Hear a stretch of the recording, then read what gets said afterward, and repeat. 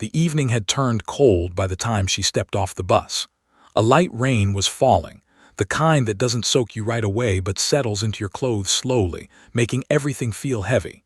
She pulled her worn cardigan around her shoulders and looked up at the glowing sign above the door. The Blue Note Lounge. She had walked past this place 100 times over the years but had never gone inside. Tonight, for reasons she couldn't quite explain, she felt pulled toward it. Her name was Gloria, and she was 63 years old. Her hair had gone mostly gray now, and she kept it tied back in a simple bun. She wore no makeup, no jewelry except for a thin silver band on her right hand that had belonged to her mother. Her shoes were practical, the kind you buy when comfort matters more than style. Looking at her, you would see exactly what she appeared to be: a retired school teacher, a grandmother, someone who spent her evenings watching television or tending to her small garden. No one would look at her twice, and that was exactly how she wanted it. She hesitated at the entrance. Through the window, she could see well-dressed couples at candlelit tables, waiters in black vests carrying drinks on silver trays. This was not her world. It hadn't been her world for a very long time. A younger woman in heels and a cocktail dress brushed past her and disappeared inside, leaving behind a trail of expensive perfume. Gloria almost turned around, almost. But then she heard it, faint, muffled by the glass but unmistakable, the sound of a piano. Someone inside was playing, and even through the door she could tell they were good, really good. The melody wrapped around her like a familiar voice calling her name. Before she could talk herself out of it, she pushed open the door and stepped inside. The warmth hit her first, then the smell of aged wood and red wine. The lounge was dimmer than she expected, lit mostly by candles and small lamps on each table. A long bar ran along one wall, polished to a mirror shine. But her eyes went straight to the far end of the room, where a beautiful grand piano sat on a small raised platform. The instrument was black and gleaming, catching the light like still water at night. A man was seated at the piano. He looked to be in his late 40s, with slick-back dark hair and a tailored suit that probably cost more than Gloria made in a month during her teaching days. His fingers moved across the keys with practiced ease, and his face wore an expression of total confidence. He knew he was talented. More than that, he knew everyone in the room was watching him, and he loved it. A hostess approached Gloria with a polite but slightly puzzled smile. The young woman's eyes moved quickly over Gloria's cardigan, her sensible shoes, her lack of a reservation. "Can I help you, ma'am? Are you meeting someone?" "No," Gloria said quietly. "I just wanted to listen to the music. Is there somewhere I could sit?" The hostess hesitated for just a moment. It was a small thing, barely noticeable, but Gloria caught it. She was being assessed, judged, found to be not quite right for a place like this. "We do have a small table near the back," the hostess said finally. "But I should let you know there's a minimum order requirement for seating." "That's fine." Gloria followed her to a tiny table tucked into a corner, half hidden behind a pillar. It was clearly the worst seat in the house, the one they gave to people they didn't want their regular customers to notice. Gloria didn't mind. She hadn't come here to be seen. She had come here to listen. She ordered a cup of tea, which earned her another look from the hostess, and then settled back in her chair and let the music wash over her. The pianist was playing jazz standards, the kind of songs that fill rooms like this all over the world. He played them well, she had to admit. His technique was solid, his timing impeccable. But there was something missing, something Gloria couldn't quite name at first. Then it came to her. He was performing. Every note, every flourish, every dramatic pause was calculated to impress. He wasn't playing for the love of the music. He was playing for the applause. Still, the crowd adored him. After each song, they clapped enthusiastically.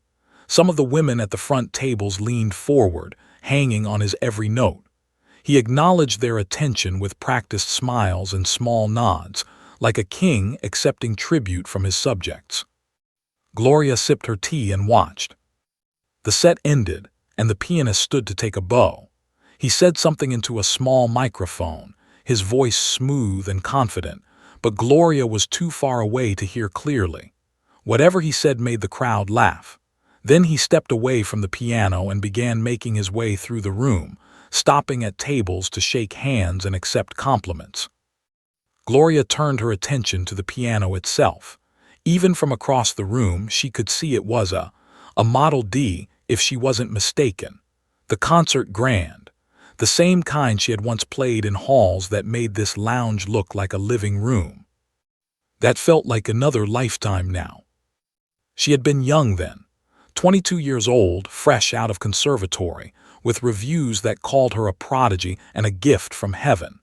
She had played for audiences who paid hundreds of dollars just to hear her. She had been written about in magazines, interviewed on television, invited to perform at venues that most pianists only dream of. And then, one day, she had walked away from all of it. The reasons were complicated. Some of them she had never told anyone, but the short version was this. The world she had entered was beautiful on the surface but ugly underneath. The politics, the jealousy, the way people smiled at you while plotting your downfall. She had watched talented musicians destroyed by the pressure, seen careers ended by a single bad review, witnessed the cruelty that lurked behind the velvet curtains. And there was something else. Something that happened during what should have been the greatest night of her life. Something that changed everything. So she left. She changed her name, moved to a small town 300 miles away, and took a job teaching music to elementary school children. She traded concert halls for classrooms, standing ovations for sticky hugs from 7-year-olds who were proud they had learned to play hot cross buns on the recorder. She had never regretted it, not once. But she had also never stopped loving music, and sometimes on nights like this, the longing would rise up in her chest like a wave, and she would find herself drawn to places where she could hear it played live. She never touched a piano anymore. She just listened and remembered. Her tea had gone cold. She hadn't noticed. She was too busy watching the pianist work the room, accepting praise like it was oxygen. He had made his way to a table of young women now, and they were giggling at something he said. He placed a hand on one woman's shoulder, leaning in close, clearly enjoying himself.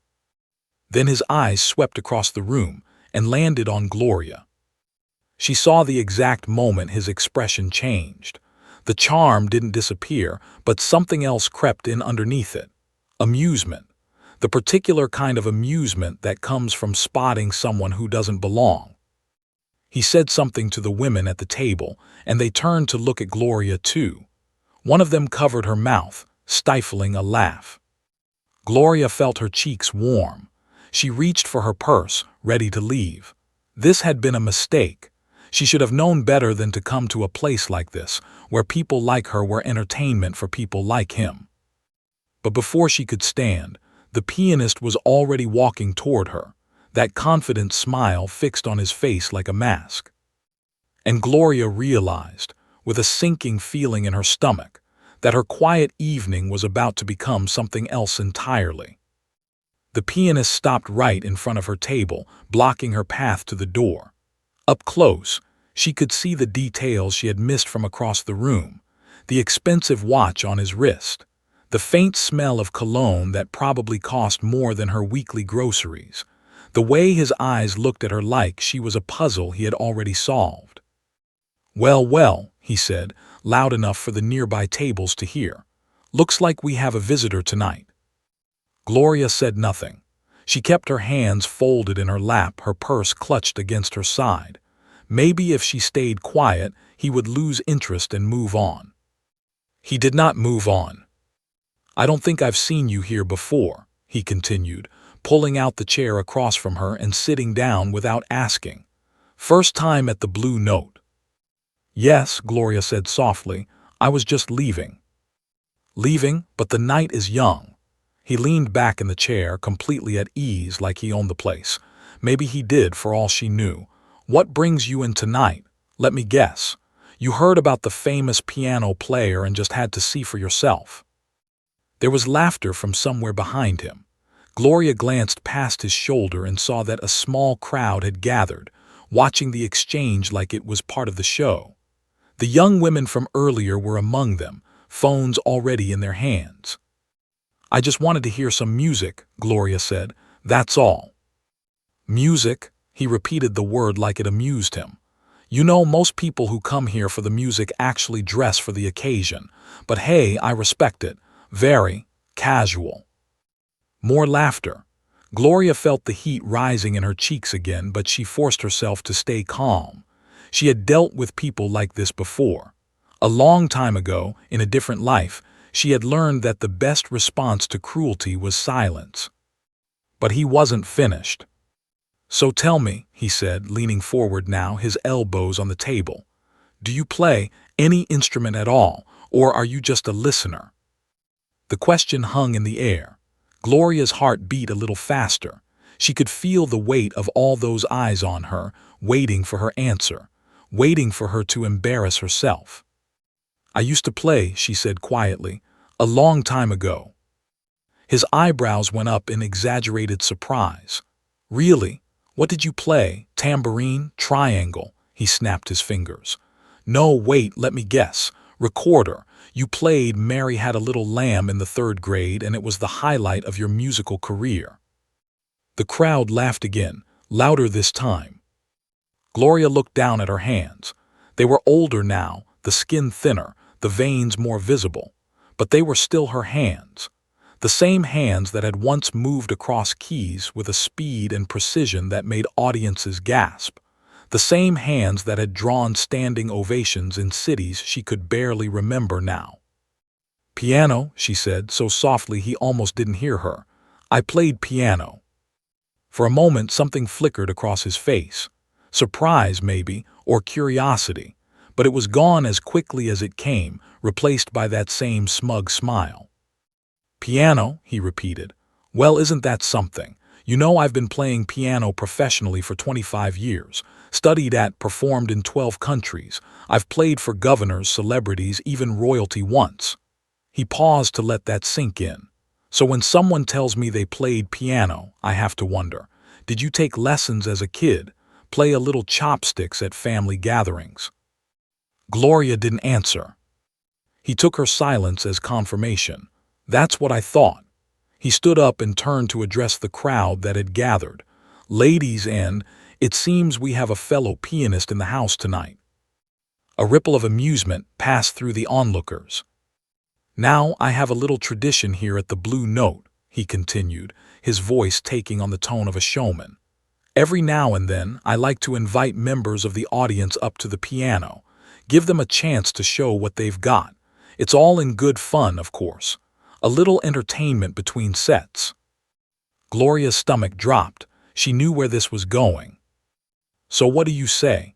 He turned back to her, extending his hand like he was offering her a gift. "Would you like to come up and play something for us? Nothing fancy, just a little tune. I'm sure everyone would love to hear what you can do." The crowd began to clap, encouraging her. Someone in the back whistled. The young women with the phones were recording now, their screens glowing in the dim light. "I don't think so," Gloria said, shaking her head. "I haven't played in years. I really should be going." "Oh, come on," he pressed. "Don't be shy. This is a safe space, no judgment here." But his eyes told a different story. There was judgment in every line of his face, in the curl of his lip, in the way he looked at her like she was already the punchline to a joke he hadn't finished telling. Gloria felt something stir inside her, something she had buried a long time ago. For 30 years, she had kept her head down. She had lived quietly, asking for nothing, drawing no attention to herself.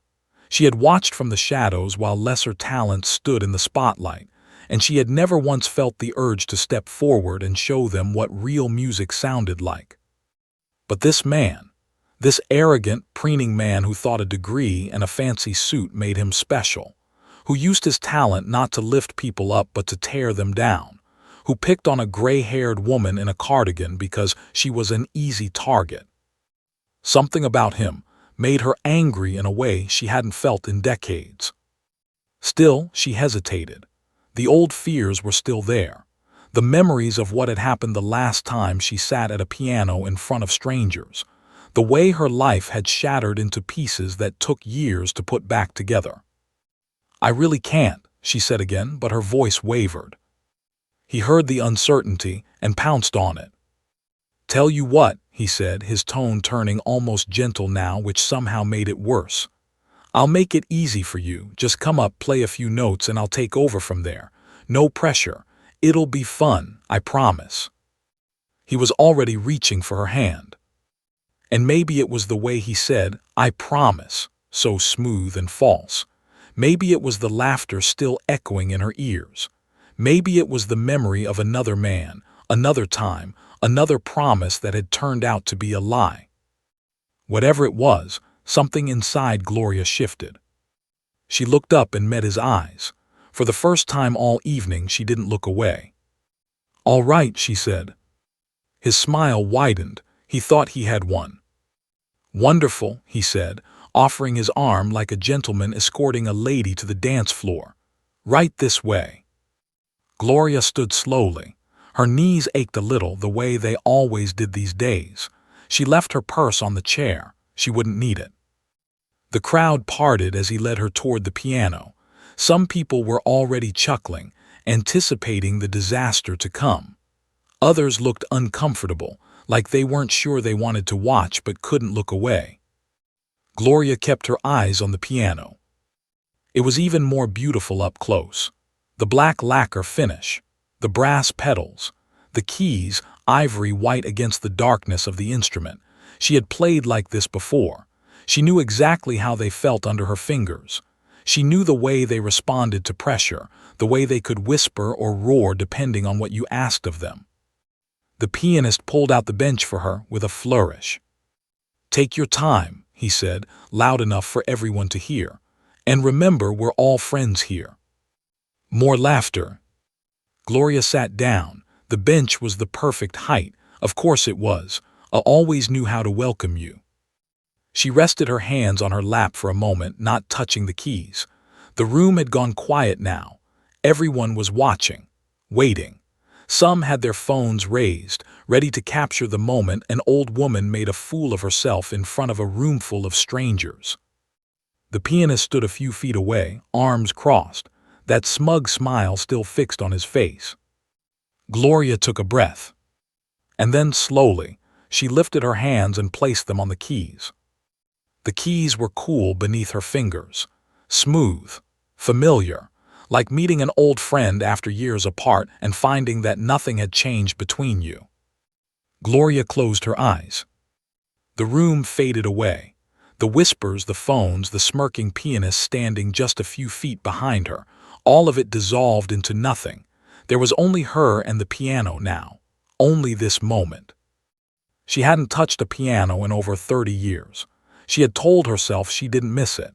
She had convinced herself that teaching children to love music was enough, that she didn't need the spotlight, that she was happier in the shadows.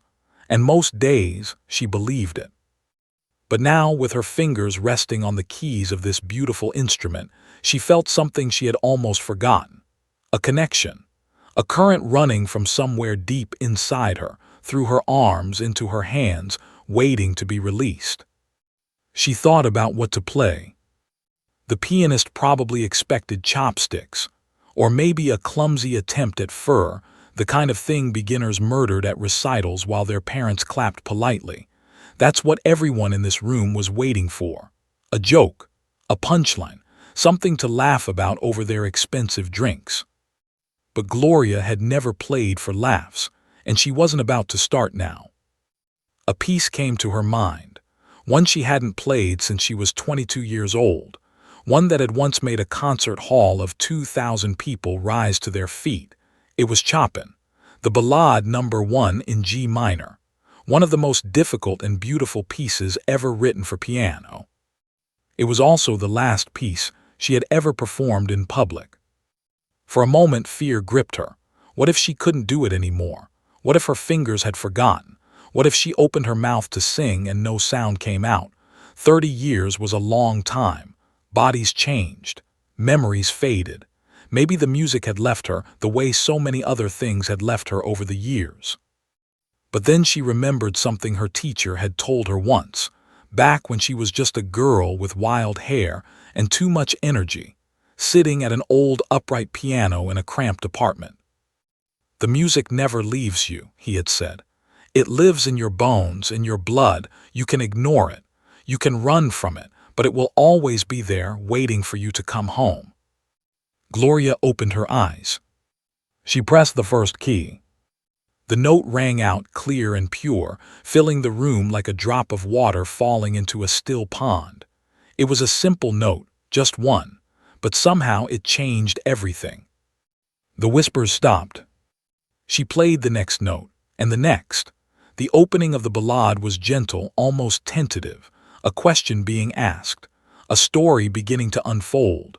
Her fingers moved slowly at first, finding their way, remembering paths they had traveled thousands of times before. And then something miraculous happened.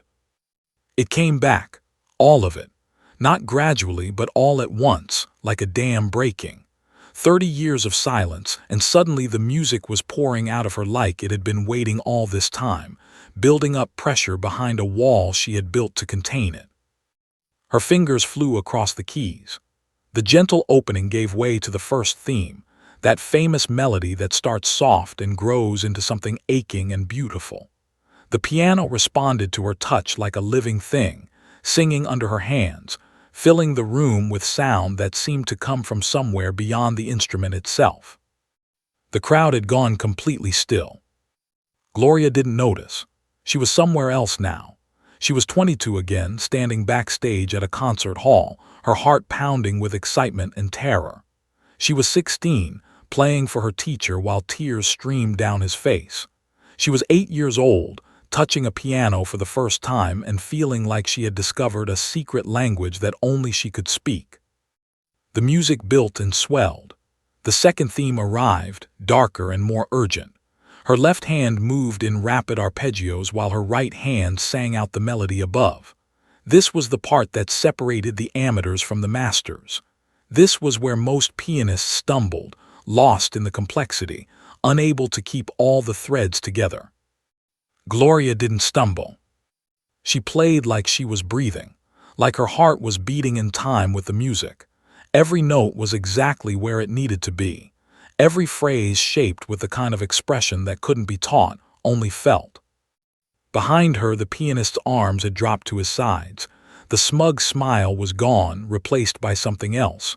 Confusion at first, then disbelief, then something that looked almost like fear. This wasn't possible. This gray-haired woman in her worn cardigan, her sensible shoes, her complete lack of pretension. She wasn't supposed to play like this. Nobody played like this, not even him. But she did. The piece moved into its stormy middle section. Gloria's hands crashed down on the keys, drawing out thundering chords that shook the air. The piano roared beneath her, unleashing waves of sound that washed over the stunned audience. This was Chopin at his most passionate, his most demanding, music that required not just technique but soul. And Gloria had both. A woman at one of the front tables had pressed her hand over her mouth. Her eyes were glistening. Beside her, her husband sat frozen, his drink halfway to his lips, forgotten. At the bar, the bartender had stopped polishing glasses and stood motionless, staring at the small figure at the piano who was creating something none of them had ever heard before. The storm passed. The music softened again, returning to that original melody but changed now. Sadder, wiser, like someone looking back on their life and seeing both the beauty and the pain of it. Gloria felt tears on her own cheeks. She didn't wipe them away. She was thinking about everything she had given up. The career that could have been, the stages she never stood on, the audiences she never played for. She had told herself it didn't matter. She had told herself she was at peace with her choice. But here, now, with the music flowing through her like blood, she realized that a part of her had been grieving all these years, grieving for the girl she used to be, for the dreams she had buried, for the silence she had wrapped around herself like a shroud. The final section of the ballad arrived. This was the end of the journey. The music grew faster, more intense, racing toward its conclusion. Gloria's fingers were a blur now, moving with a speed and precision that seemed impossible for someone who hadn't practiced in 3 decades. But muscle memory is a powerful thing, and some things, once learned deeply enough, can never be forgotten. The piece built to its climax, crashing chords, rapid passages that flew up and down the keyboard, the kind of technical fireworks that left audiences breathless. Gloria played all of it flawlessly, her body swaying with the music, her face transformed by an expression of pure concentration and release. And then, finally, the last notes. The ballad doesn't end with a bang. It ends with a whisper, a few quiet chords fading into silence, a question that never quite gets answered. Gloria played those final notes with her eyes closed. She let the last chord hang in the air, sustaining it with the pedal until the sound dissolved into nothing. Then she lifted her hands from the keys and placed them in her lap. The room was absolutely silent. No one moved, no one spoke. It was as if the entire lounge had forgotten how to breathe. Gloria sat very still, her head bowed, her heart pounding. She didn't know how long the silence lasted. It might have been seconds, it might have been hours. Time had stopped meaning anything. And then, from somewhere in the back of the room, someone began to clap. It started slowly, just one person, then another, then another. And then, like a wave building offshore, the applause crashed over the room. People were rising from their seats. They were cheering. Some of them were crying. The sound was deafening, overwhelming, unlike anything the Blue Note Lounge had ever heard. Gloria finally looked up. The pianist was still standing where she had left him, but he wasn't smiling anymore. He wasn't smirking. He wasn't doing anything at all. He was just staring at her with his mouth slightly open and his face completely pale. For the first time all evening, he had nothing to say. The applause kept going. It rolled through the room like thunder, bouncing off the walls, filling every corner. People were on their feet now, clapping so hard their hands must have hurt. Some were wiping tears from their eyes. Others just stood there shaking their heads like they couldn't believe what they had just witnessed.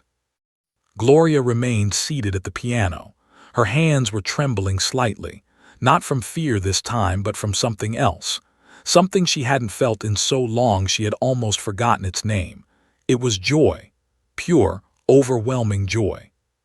She had done it. After all these years, she had played again, and the music hadn't abandoned her. It had been there all along, just like her old teacher had promised, waiting in her bones, waiting in her blood, waiting for her to come home. A woman rushed up to the platform, her high heels clicking against the floor. She grabbed Gloria's hand and squeezed it tight. "That was incredible," she said, her voice thick with emotion. "I've never heard anything like that in my life. Who are you?" Before Gloria could answer, others crowded around. They wanted to shake her hand. They wanted to thank her. They wanted to know her name, her story, where she had learned to play like that. The questions came so fast she couldn't keep track of them. She smiled and nodded and said thank you over and over, but she didn't really answer any of their questions. She wasn't ready for that. Not yet. Maybe not ever. Through the crowd, she caught sight of the pianist. He was still standing in the same spot, frozen like a statue. His face had gone from pale to slightly red. She could see the muscles in his jaw working, like he was grinding his teeth. He looked like a man who had just watched his whole world turn upside down. Their eyes met for a moment. Gloria didn't smile. She didn't gloat. She just looked at him steadily, and then she looked away. She started to stand, thinking she would slip out quietly before things got any more complicated. But before she could move, an older man pushed through the crowd. He was perhaps 70 years old, with thick white hair and glasses that sat crookedly on his nose. He walked with a slight limp, leaning on a wooden cane. He stopped at the edge of the platform and stared at Gloria. His face was strange. Shocked, yes, but also something else. something like recognition. "Excuse me," he said, his voice cutting through the noise of the crowd. "Excuse me, please." Something in his tone made people quiet down. They stepped back, creating a path between him and Gloria. The old man climbed the 2 small steps to the platform slowly, his cane tapping against the wood. He came closer, peering at Gloria's face like he was searching for something. "I know you," he said softly. "I know who you are." Gloria's heart skipped. She shook her head. "I don't think so. I'm nobody, just a retired teacher." But the old man wasn't listening. His eyes had gone wide behind his glasses. His hand was shaking as he reached out, not quite touching her, like he was afraid she might disappear.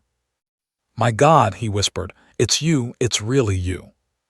The room had gone completely silent again. Everyone was watching, sensing that something important was happening. "I'm sorry," Gloria said, her voice barely above a whisper. "You must have me confused with someone else." "No," the old man shook his head firmly. "I could never forget. I was there that night. April 14th, 1989, the concert hall. I was sitting in the 5th row." Gloria felt the blood drain from her face. "I was a music critic then," the old man continued. "I had seen hundreds of performances, thousands maybe, but I had never seen anything like what you did that night. You played this same piece, the Chopin Ballade, and when you finished, the entire hall stood and applauded for 11 minutes straight. I counted. 11 minutes. Murmurs rippled through the crowd. People were pulling out their phones, searching for something. Gloria wanted to run, but her legs wouldn't move. "You were 22 years old," the old man said. "They called you a once-in-a-generation talent. The critics said you would be the greatest pianist of the century. You had a recording contract, a world tour planned. Everything was ahead of you."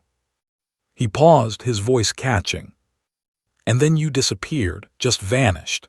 No one knew what happened to you.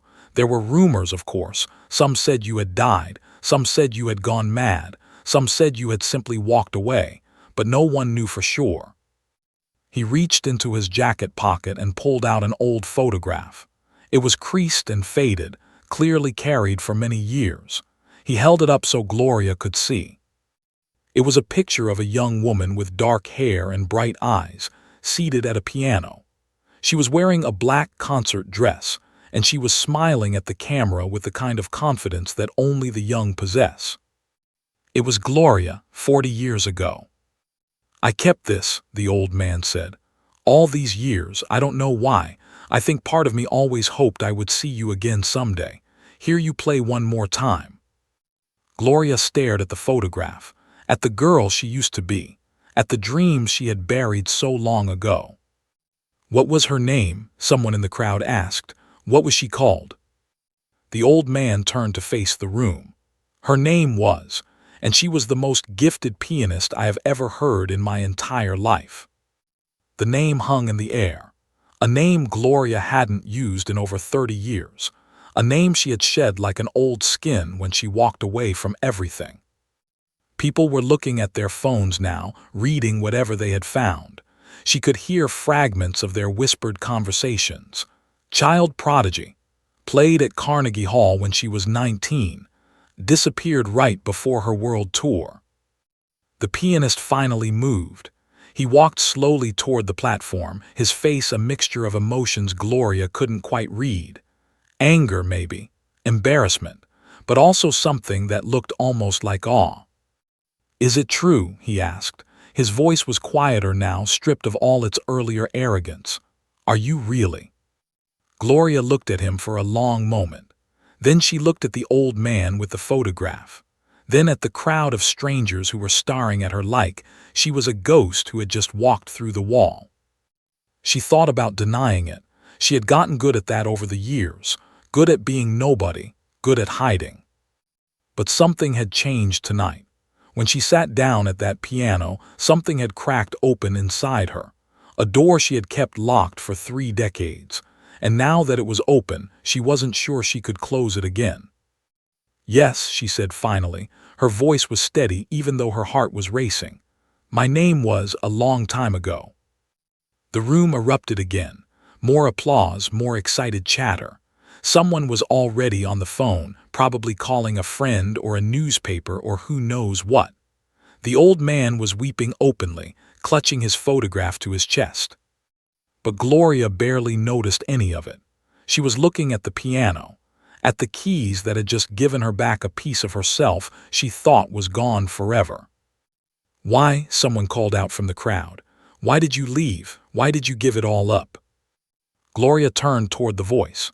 It was a young woman, maybe 25, with tears streaming down her face. "That," Gloria said softly, "is a long story." She looked at the old man, then at the pianist who had tried to humiliate her just minutes ago, then at all the faces watching her with a mixture of curiosity and wonder. "But maybe," she said almost to herself, "it's time I finally told it." The room settled into a hush. People found their seats again or leaned against walls, their drinks forgotten, their phones lowered. Even the bartender had stopped moving, a towel draped over his shoulder, waiting like everyone else. Gloria remained at the piano bench. She ran her fingers lightly over the keys without pressing them, just feeling the smooth surface beneath her touch. "I was born in a small apartment in the Bronx," she began, her voice soft but clear. "My parents were immigrants. My father worked in a factory. My mother cleaned houses. We didn't have much, but we had music. My mother used to sing while she cooked, old songs from her village, songs about love and loss and hope." She smiled at the memory. "There was an old upright piano in our building's basement. It was out of tune and missing a few keys, but to me, it was the most beautiful thing in the world. I started sneaking down there when I was 5 years old. I taught myself to play by ear. By the time I was 7, the neighbors were gathering outside the basement door to listen." The old music critic nodded slowly, his eyes never leaving her face. "A teacher at my school heard me play and contacted a professor at the conservatory. They gave me a scholarship, full ride. I was 9 years old and suddenly I was studying with some of the best musicians in the country. By 12, I was performing publicly. By 16, I had played at Carnegie Hall." She paused, her fingers still resting on the keys. "Everyone said I was destined for greatness.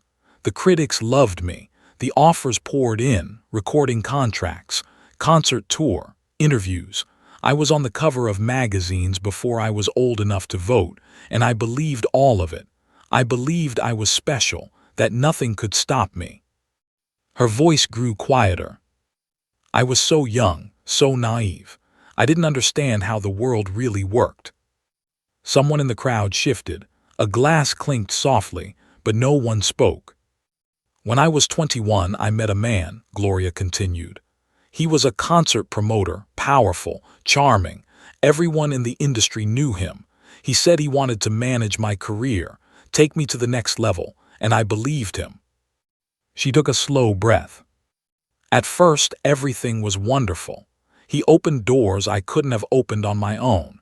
He got me better venues, bigger audiences, more prestigious engagements. He told me I was going to be the biggest name in classical music, and I trusted him completely." The pianist who had mocked her earlier was standing very still now, his arms crossed tightly over his chest. His face had changed. The arrogance was gone, replaced by something that looked almost like shame. "But then things started to change," Gloria said. "He became controlling. He decided what I would play, where I would perform, who I could talk to. He took over my finances. He isolated me from my family, my friends, everyone who cared about me.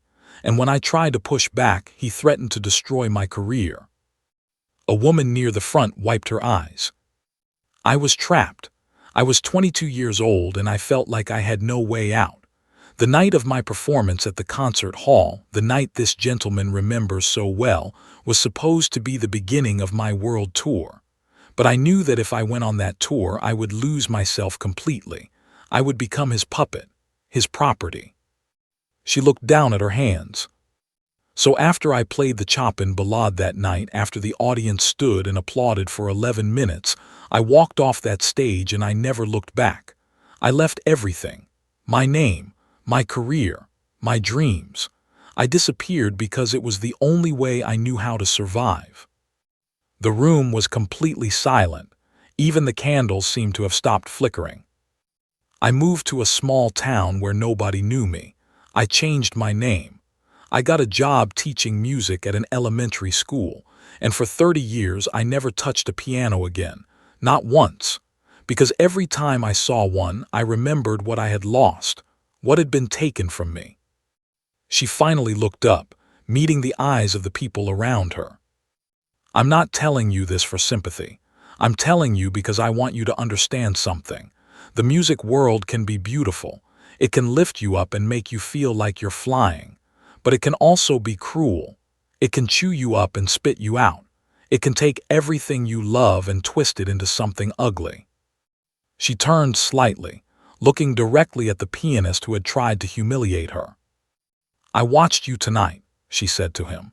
The way you treated me. The way you looked down on me because I didn't fit your idea of what a musician should be. The way you used your talent to make yourself feel big by making others feel small. He flinched but didn't look away. I've known men like you my whole life. Men who think that talent gives them the right to treat people however they want. Men who mistake arrogance for confidence and cruelty for strength. She shook her head slowly. But here's what I've learned in 63 years of living. The piano doesn't care about your fancy suits or your degree. It doesn't care how many important people you've played for or how many countries you've visited. The piano only cares about one thing, whether you have something true to say. She stood up from the bench, her movement slow but steady. Tonight I played for the first time in 30 years, and you know what I realized? The music was never really gone. I was the one who left. I was the one who ran away. And maybe that was the right choice at the time. Maybe I needed to protect myself. But I also lost something precious. Something I can never fully get back. She walked toward the edge of the platform, then stopped and turned back. If there's anyone in this room who loves music, really loves it, don't make the mistake I made. Don't let anyone take it from you. Don't let anyone twist it into something it was never meant to be. And for God's sake, don't use it to hurt people. Use it to heal them. Use it to connect with them. Use it to remind them that they're not alone in this world. She looked at the pianist one last time. You have real talent. I heard it in your playing tonight. But talent without kindness is just noise. Remember that. She stepped down from the platform. The crowd parted for her like water. She walked slowly toward the small table where she had been sitting earlier, picked up her purse, and headed for the door. Behind her, the old music critic began to clap. Others joined him. The applause grew and grew until it filled the room again, even louder than before. But Gloria didn't stop. She pushed open the door and stepped out into the night. The rain had stopped. The air was cool and clean, washed fresh by the storm. She stood on the sidewalk for a moment, looking up at the sky. A few stars were visible through the breaking clouds. She felt lighter than she had in years, like a weight she had carried for so long had finally been lifted. The secret was out. The music had returned, and somehow, despite everything, she was still standing. A voice came from behind her. "Wait, please." She turned. The pianist was standing in the doorway of the lounge, his expensive suit slightly rumpled, his face stripped of all its earlier pretense. "I'm sorry," he said, his voice cracked on the word. "I'm so sorry for how I treated you, for everything." Gloria studied him for a long moment. She saw the shame in his eyes, the genuine regret, and beneath it all something she recognized, a loneliness, a fear of not being good enough, the same fear that drives so many talented people to become cruel. "Apology accepted," she said quietly. "Now do better." She turned and walked away into the night. Behind her, the Blue Note Lounge glowed softly, its music spilling out into the street, And somewhere inside, a man sat down at a piano and began to play. But this time he played differently, more gently, more honestly. Like he finally had something true to say.